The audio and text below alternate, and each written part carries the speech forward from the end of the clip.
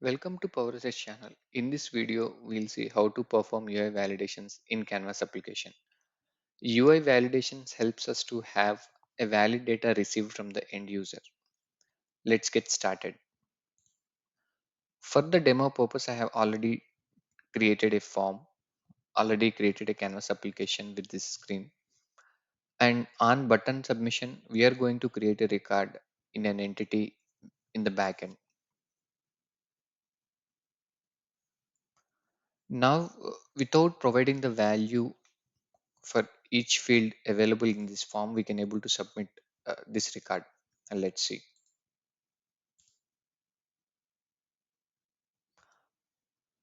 Yes, we are able to create a record successfully in the backend, but it sends empty string values to the record, which won't helps us to process the records for business purpose. So in order to avoid these situations, let us see how we can able to restrict the end user to enter valid data. For this purpose, I am going to see I am going to leverage the submit button's display mode. If we observe, the display mode of this particular button is set to edit. If we change this particular button's display mode to disable, this won't let the user to submit the record. But we need to validate this particular field's input to enable or disable this button. Let's see how we can able to perform that. I am going to delete this disabled function and I am going to write if is blank of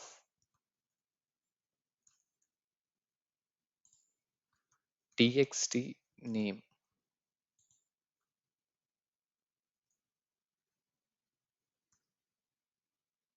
If is blank, we are going to disable that. Otherwise, we are going to enable this particular button to let the user submit the record. If we observe, immediately when we updated the expression on display mode of the button submit, it went into disable mode. Let us see how it works. When we started entering the data in name field, the button got enabled. So if I am going to clear this field, automatically the button get disabled. I am going to enter the data and clicking on submit. Yes, this helps us to have some guardrailing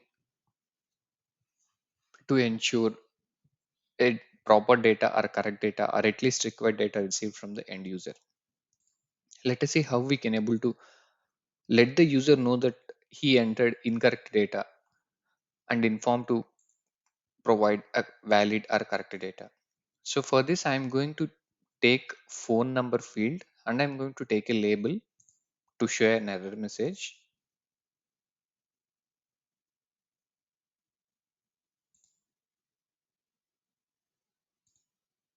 I'm going to keep this label here and updating its text to please enter a valid phone number. Since this is an error message, I'm just going to update its color to red.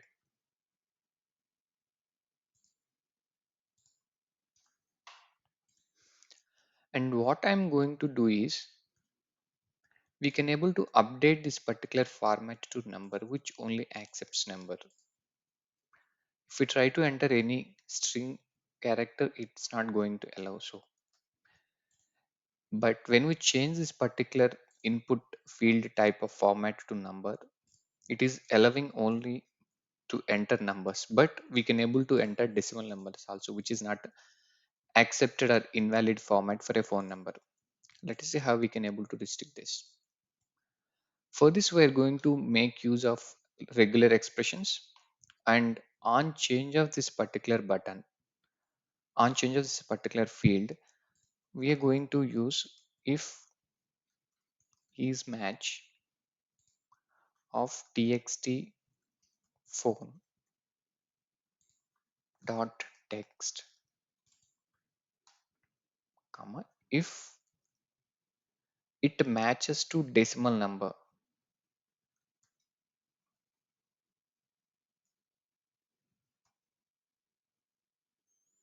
And based upon this outcome, let us show and hide this particular label. So for that, let us use update context to have a variable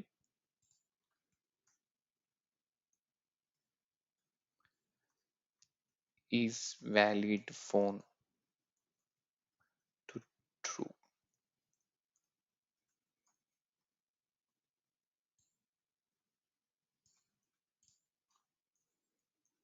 Otherwise, it should be false.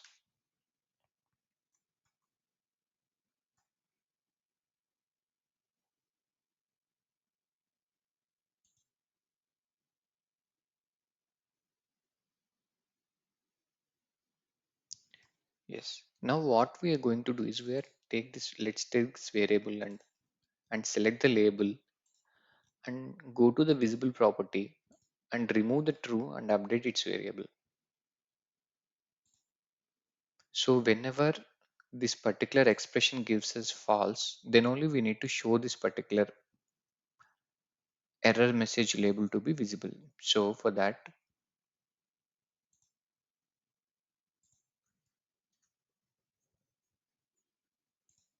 so I'm going to choose this variable to false and let us update this number. But still it is failing. Yes. It is failing. Why? Because we have used this particular expression which accepts only the digits between 0 to 9. So in order to match it to a phone number which is greater than 0 to 9, I am going to add plus symbol which accepts if that particular input is integer. So if you observe, it is working as expected. And since we have updated its input value maximum number of characters to 10, it won't let user to enter more than 10 characters.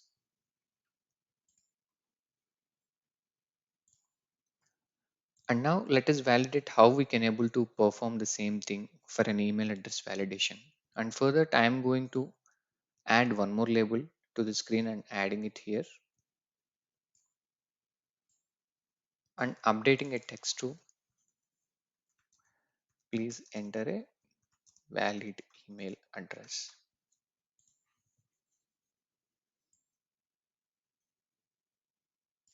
And as an error message, we are going to update its color to red. And on this particular email text inputs change, we are going to update the same. So the same format if is match txt email dot text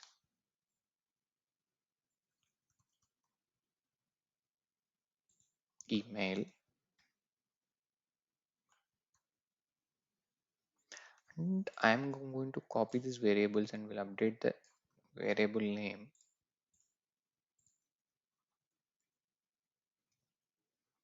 So is valid email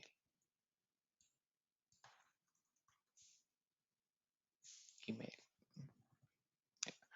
So let us copy this variable name and select the label which we have created just now and update its visible property to this variables false value main. Let us see how it works.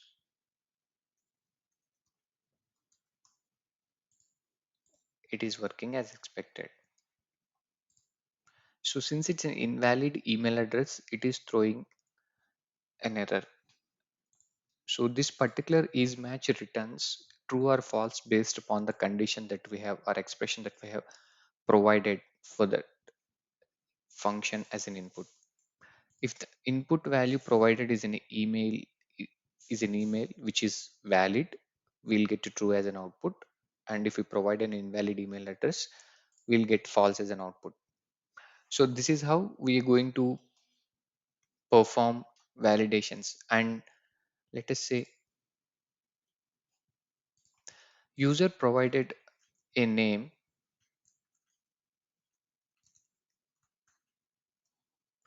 but still we have invalid email address. So we shouldn't let the user pass through or let user to submit the record. So for that, what we're going to do is we're going to update the display modes rule to, if the text name field is empty, or is valid is equal to false, or is valid phone number false. So out of these three, whichever the validation fails, we are not going to let the user submit the record. If we update it to .com, and since it's a valid information, we are letting user to submit the record. So this is how we'll perform UI validations based upon the user inputs. Mostly we'll perform on change events of text fields to ensure the user provided the valid information required for the business. And when it comes to drop down, it would be on change. And when it comes to checkboxes, will be on same, but it would be on check and on check. So depends upon the business requirement. We're going to perform the validations and update the user RMA, show the respective error messages on the UI to ensure user provides valid information.